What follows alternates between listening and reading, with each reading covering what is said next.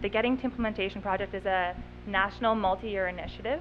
The outcome at the end of the project is to develop what we're calling a community energy implementation framework. All of the community energy plans that we identified across Canada, there are over 170 of them. No matter where a community was on the implementation spectrum, they're having some sort of difficulty. We also found a correlation between communities that were part of the FCM-PCP program and success on implementation. The plans that were broad in scope, plans that had action plans built into them, the ones that demonstrated that they were integrating with other plans in the municipal process were doing better, and so were the plans that had energy and emission reduction targets. The two themes that we're going to be discussing, the first part is around the business case for community energy planning. Can we broaden the business case for community energy planning? Benefits often lacking from life cycle analyses. Low carbon energy, district energy, cogeneration, and new approaches to waste management can change the economics of production in your community and can influence firms' decisions to relocate, remain, or close. Business retention.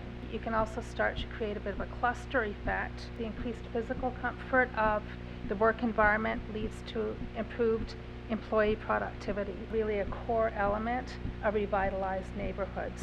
Housing affordability, energy resilience allows you to differentiate. The second theme is around connecting the community energy plan with the day-to-day business of the municipality. We were right in the middle of the Great Recession. Everything we did as a community had to be about jobs and the economy. And as soon as we presented to our former mayor that London spent over $1 billion a year on energy and almost 90% of it leaves this community, he got it. So we've had a lot of success in terms of taking what was our climate change action plan and making it relevant.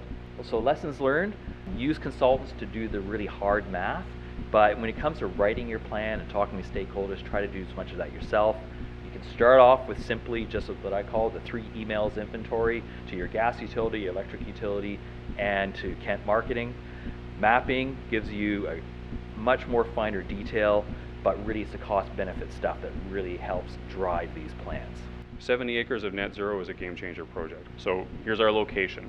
And some of the things that we've been able to leverage that are in that location have a definite impact on technology, on design, but on lifestyle. But then ultimately, as an engineer and a geek, I care about things like stormwater management and how much money we're going to have to pay to build stuff and infrastructure we have to connect to. One of the healthy discussions we've had is that the city is keen to provide financial relief to this developer for doing things the city would have to do anyway. We'll be talking around how to get decision makers on board.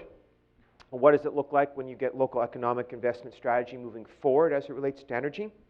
And what are some of the key tools and approaches that people have used to advance the implementation of community energy plans? We wanted world-class energy performance for our community.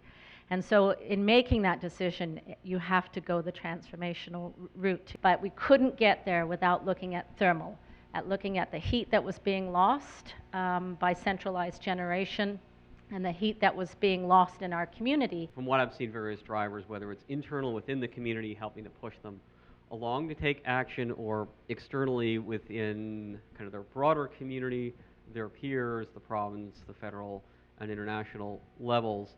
What you honed in on is the opportunity to drive forward on implementation is just as important to give some policy context as and to look for those opportunities. And as Karen was articulating too, sometimes it's the aha moment that starts to help shift culture.